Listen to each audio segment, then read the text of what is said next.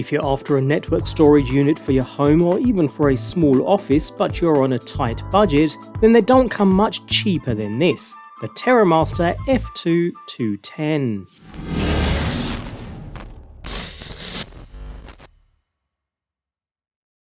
TerraMaster is a business well known for using current chip technology combined with a Linux-based operating system to deliver flexible solutions that most users can afford. In fact, if we consider Synology DS218 Play has the same CPU and RAM as this TerraMaster, yet is almost double the cost, then the TerraMaster starts looking like quite a bargain.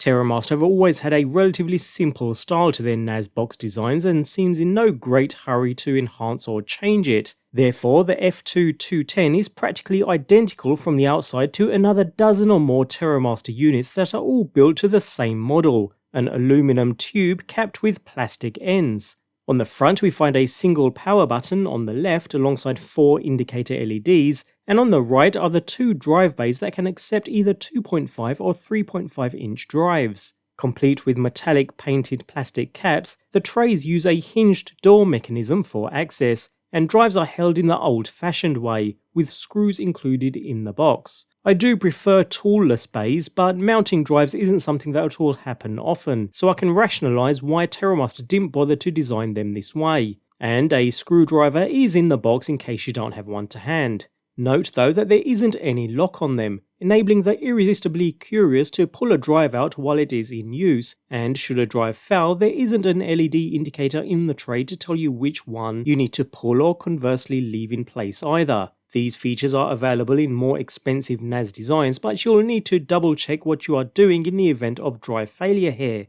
Elsewhere, the features are unsurprisingly bare bones, with just a gigabit Ethernet port and 2 USB 3 ports at the rear, which is dominated by a bulge housing the 80mm fan. So with 2 drives and the bandwidth of a single gigabit LAN, the F2-210 is powered by a 1.4 GHz quad-core ARM CPU and 1GB of system memory. It supports 4K 30 frames per second video encoding and can accommodate an internal capacity of up to 32 terabytes. That's with 2 16TB drives installed, making it ideal for either home use or a small office deployment where the number of users is likely to be less than 10 users or so.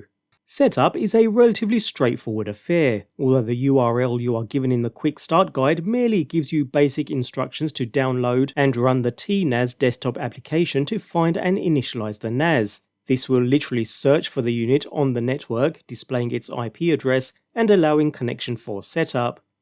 Although alternatively, if you already know the IP address issued, you can simply browse to it in any browser to also begin the setup process.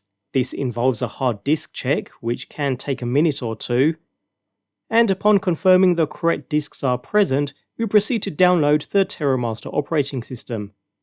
At which point we can sit back and let it do its thing, with an estimated wait time of around 10 to 15 minutes. After which the NAS will reboot. Once complete, we are presented with a screen where we can set a password, select a time zone, and enter an email address, where a verification code will then be sent to the listed email.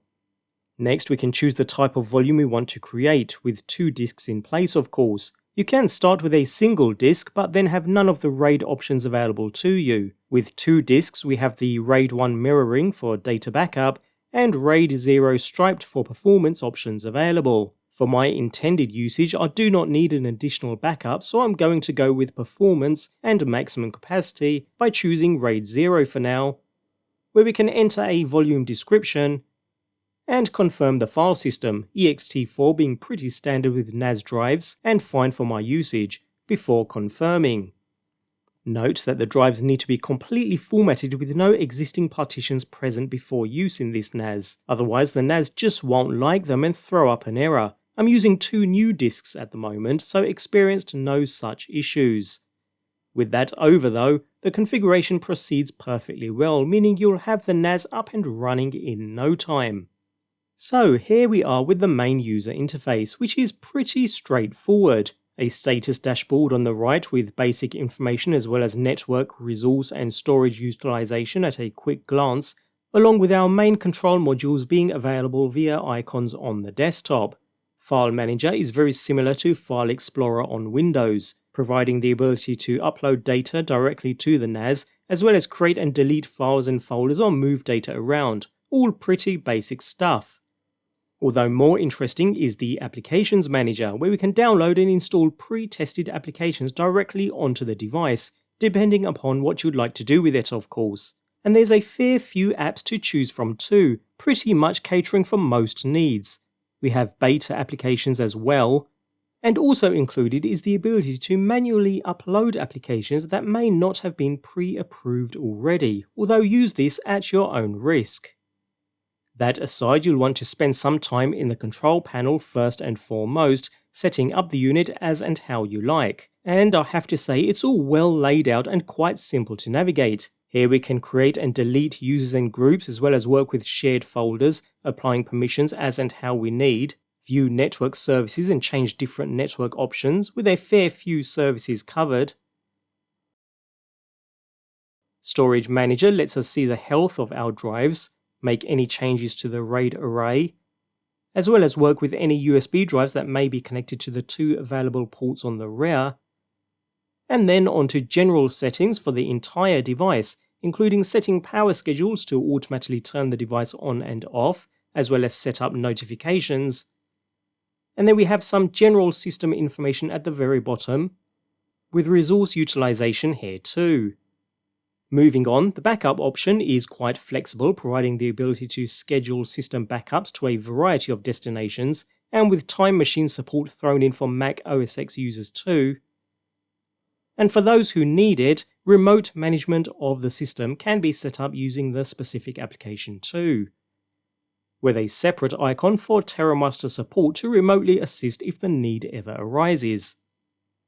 So TerraMaster has clearly been looking at Synology and QNAP for guidance on software, making managing the device a relatively straightforward affair, with a clear dashboard and an impressive range of apps on offer, covering everything from CRM software for business to WordPress and Joomla servers to popular media servers including Plex. In short, while the F2-210 has its rough points, it's a perfectly functional budget NAS. However, the price is reflected in the specification. With a quad-core Realtek processor and just 1GB of RAM, this NAS isn't really suited for anything more than basic file sharing and backup duties. Read speeds were consistently subpar here, and while write speeds were better, they still weren't great. In essence, this is a cheap and surprisingly versatile little NAS appliance for those who are really on a tight budget, and in that regard it's a great piece of kit, but on the flip side, spending just a little more will buy you something significantly better.